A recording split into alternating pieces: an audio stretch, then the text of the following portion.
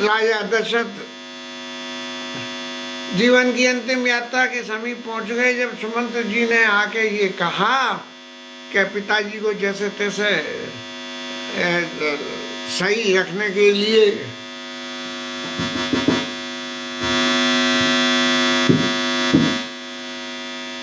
पिताजी इसी तरह से सही रखें, वो काम सारे प्रवासियों को, माताओं को और पूरे मंत्रिमंडल सबको ये काम करना है। ये संदेश राजा दशरथ के पास पहुंचा। लक्ष्मण जी के कहे हुए वचन भी पहुंचे, सीता मैया की करी हुई विनय नहीं पहुंची। तब जो है राजा को ये अपने चित्त में आया कि अब मेरे जीवन का वो समय आ गया जब मेरे को इस शरीर की ममता को छोड़नी पड़ेगी। आत्मा तो अमर है और शरीर है नाशवान है, तो ये शरीर छोड़ना पड़ेगा और कुछ नहीं है। क्यों कि जिनके राम जी जैसे पुत्र हों तो उसके लिए शरीर का तो मायना कोई रखता ही नहीं है। उसके लिए तो मायना तो वो है जो आत्मा और परमात्मा का जो संबंध है वो सबसे बड़ा है। तो वो है, इसीलिए जो है राजा दशरथ को बिल्कुल जब ये एहसास हो गया तब उन्होंने कौशल्या को वो श्रवण कुमार वाली कथा, जिसमें श्रवण कुमार के माता पिता को शब्द वेदी बाण से श्रवण कुमार को मार के और मुंह बंद करके उनके माता पिता को पानी पिलाने गए। श्रवण कुमार ने कही थी कि मुंह से मत बोलना नहीं तो वो पहचान जाएंगे, लेकिन जब अतिशय प्रेम होता है तब अपने प्रेम के प्रति उस व्यक्ति की हर छोटी से छोटी बात बड़ी माइन्यूटली दिमाग में भर जाती है। हमें एक समय की बात याद है कि कार के हॉर्न से हम पहचान देते थे हमारी गाड़ी आ गई है।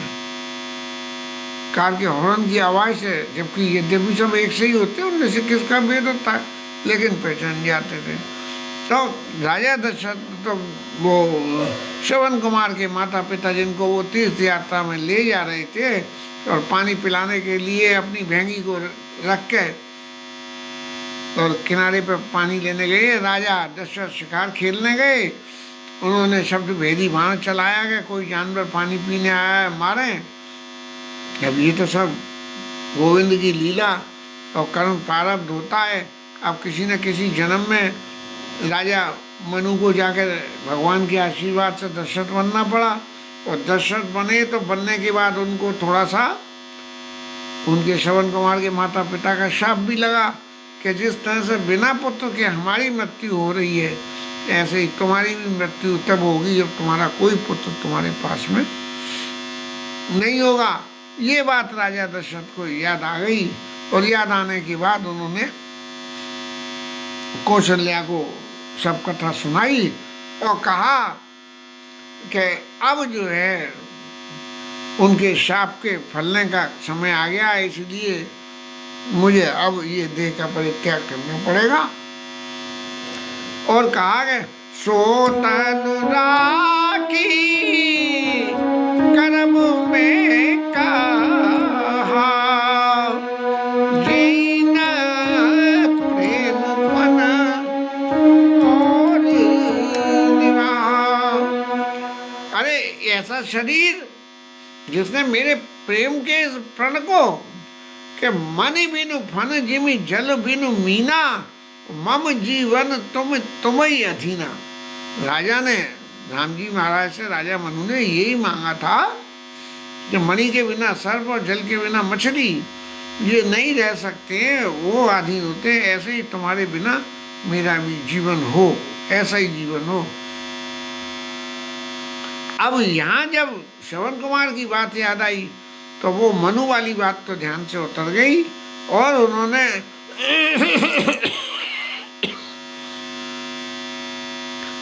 ये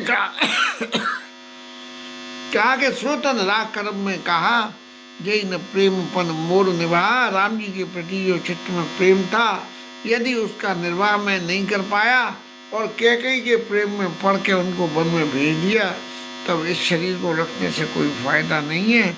और 6 दफे राम राम कही, राम कही, राम राम कही, राम 6 दफे कही।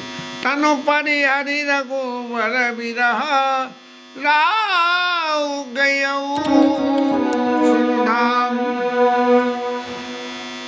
राजा दशरथ ने शरीर का परित्याग करके वो तो चले गए।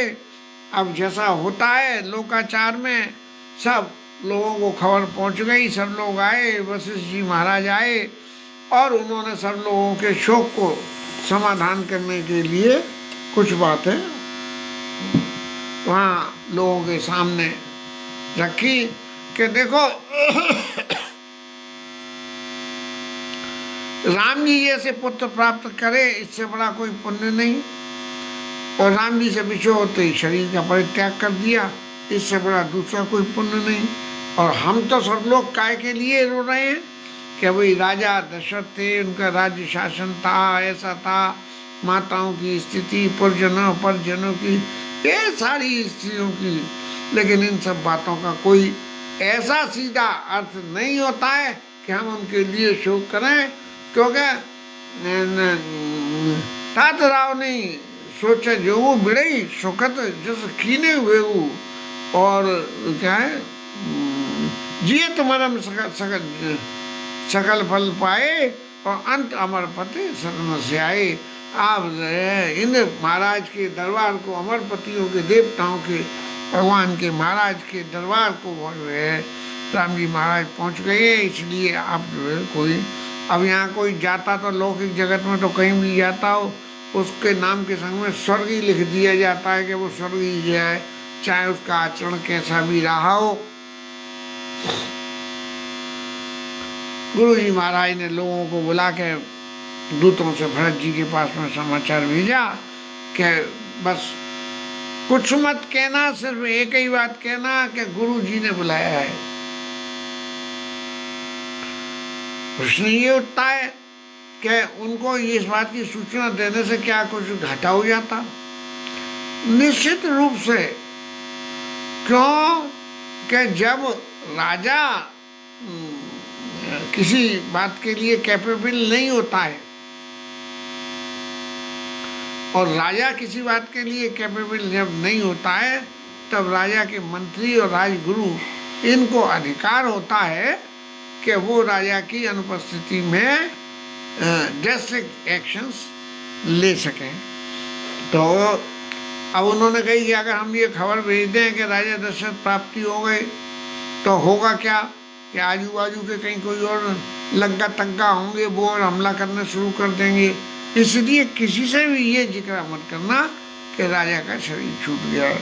इसी लौकिक परंपरा को निर्वाह करते हुए किसी के घर में कोई ऐसा उत्पात हो जाए कि कोई शरीर छोड़ गया अचानक, तो कहते हैं जल्दी आ जाओ बस। बोले भाई क्या बात है? बोले बस जल्दी आ जाओ, देर मत करना। ऐसी बातें कहते हैं।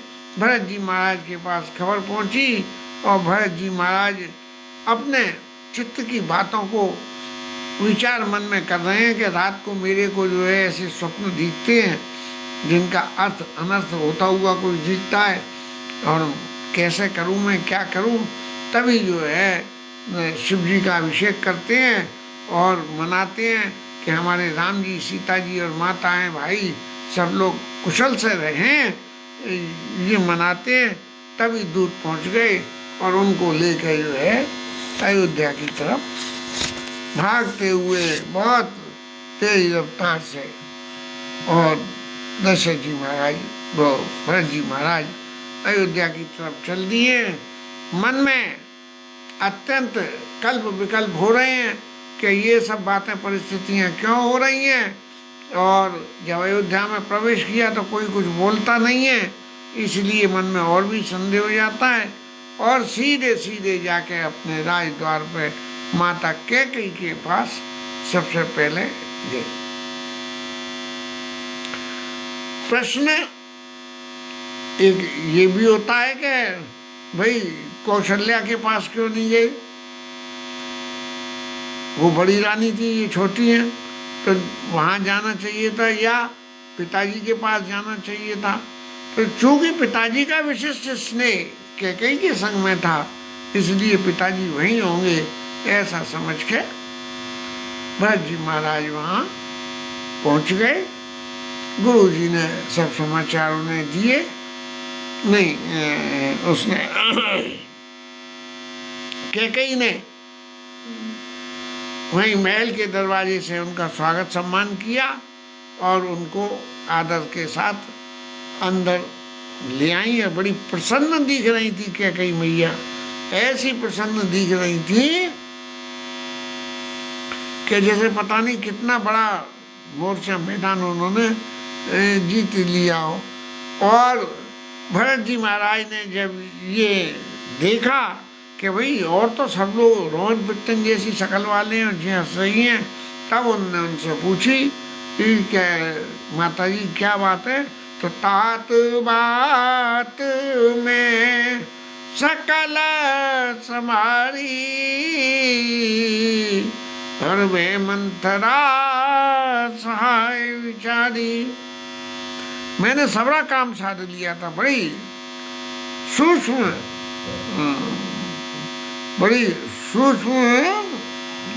प्रवृत्ति से, कि बात में सबरी कहूँ लेकिन धीरे धीरे करके कहूँ। तो उन्होंने कहा कि मैंने सब इंतजाम बांध लिया और मंथरा उसमें सहायक हो गई, जबकि था उल्टा कि मंथरा ने तो सब बांधा था और जे सहायक हुई थी। वे मंथरा सहाय विचारी और कछव काज विधि बीच बिगाड़े हो, और भूपति सुरपति पूर्व पग धारे हो। लेकिन बीच में जो है विधाता ने कोई गड़बड़ कर दी और राजा जो है राधे राधे उनकी हो गई। अब भरत जी महाराज ने जब ये सुना तो उनके चित्त में अत्यंत क्षोभ पैदा हुआ। और सबसे पहली बात जो भरत जी महाराज ने कही है, तात न रामेऊ सौंपेऊ मोई। इतना भरत जी का राम जी के प्रति इतना स्नेह था, तो सबसे पहली बात उन्होंने एक ही निकली कि महाराज आप जा रहे थे तो जा रहे थे, लेकिन जब तक आप थे तब तो हम राम जी के अधीन अपनी इच्छा से रहते थे, लेकिन जब आप जा रहे थे तो आप अपनी राज आज्ञा से हमारे को राम जी के अधीन कर जाते। तात न राम ही सौंपे मोई, ऐसा करके बड़ा मन में दुख मानते हुए और ये पूछा कि माता कारण तो जी बताओ कि जी आखिर ये शरीर परित्याग राजा दशरथ ने क्यों किया। तब जो है कैकेयी मैया ने जो है एक ही बात कही कि देखिए भरत जी लाल जी राजा के लिए चले गए, कोई बात नहीं है, जाने दो, कोई शोक करने की जरूरत ही नहीं है, क्योंकि बड़े ही सकत जैसे कीने हुए वो, और जीवत मरण सकल फल पाए, अंत अमरपति सदन से आए। ऐसा मन में विचार करके और आप इस शोक का परित्याग करके जो राजा से मैंने आपके लिए राज तिलक मांगा है उसको स्वीकार कर लीजिए। ये बात कैकेयी मैया कह रही है भरत जी को, लेकिन क्या कैकेयी मैया को ये जरा भी कल्पना नहीं थी कि भरत जी मेरा इतना तिरस्कार कर सकते। क्या इतने दिन पुत्र को पालने के बाद में मैं माता कैकेयी भरत जी को समझ नहीं सकी? क्या राजा भरत जी को समझ नहीं सके? राजा तो समझ गए, और राजा ने कैकेयी से कही है कि भरत राज्य स्वीकार नहीं करेंगे और लक्ष्मण और राम जी घर में नहीं रहेंगे। तुम वनवास की बात कहती हो तो वो घर में नहीं रहेंगे। और लोगों ने भी समझाया कि जब ये लोग नहीं रहेंगे तो मेरा शरीर भी, राजा का शरीर भी नहीं रहेगा। इसलिए कोई दूसरी बात जो है राम जी को बन जाने की बात छोड़ के कोई दूसरी बात वरदान में राजा से मांग लो। भरत जी ने जब कारण पूछा तब उन्होंने बताया कि राम जी महाराज वन में चले गए। बस ये सुनते ही भरत जी महाराज जो है अत्यंत शोक विकल हो गए, और इस तरह से ये अयोध्या की वातावरण में एक ऐसा जहर सा घुल गया कि हर कोई उस दुख से दुखी होकर रो रहा है, पीट रहा है। और इस संबंध में जो है शत्रुघ्न जी ने जब ये सुना तो उन्हें भी बड़ा दुख हुआ, और उसी वक्त कहते हैं कि वो कुबड़ी मैया वहाँ पधारी तो उन्होंने उनको भोग प्रसाद बांट दिया, उनका कुबड़ फोड़ दिया। बोले कि ले तेने जितना बढ़िया करा था उसका उतना बढ़िया फल उसको मिल गया। तब जो है भरत जी महाराज ने कही कि अब ये माँ मेरी जन्मधात्री कहलाने लायक नहीं है। जिसने मुझको मेरे प्राण प्रियतम राम जी से अलग कर दिया, मैं ऐसी माँ के संग इसके माँ का पुत्र कहला के मैं क्या करूँगा। तो ये जो है ऐसा करके भरत जी महाराज ने, क्योंकि इनसे संतों से सुना कि कौशल्या और कैकेयी ने पुत्रों की अदला बदली कर दी। अपनी कौशल्या मैया ने अपनी ममता सारी भरत जी को दी, और भरत जी ने अपने और कैकेयी ने अपनी ममता राम जी महाराज को दी। और ये भी कहते हैं कि जो कनक भवन है वो जब विवाह होने का नंबर आया तब वो कनक भवन भरत जी के लिए बनवाया गया था। अभी भी जो वहाँ है कनक भवन अयोध्या में, कनक बिहारी ठाकुर विराजमान है। तो लेकिन विवाह के बाद वो कनक भवन राम जी को और सीता जी को दिया गया, इतना स्नेह था।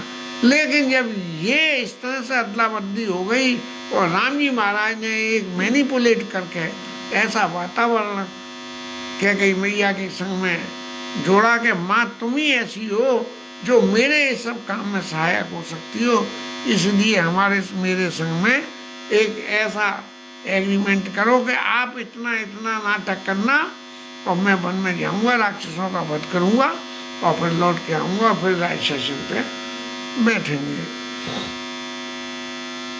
यहाँ तक भरत जी महाराज पधारे और आके गुरु जी ने आज्ञा दिए तो उनका सबरा काम किया।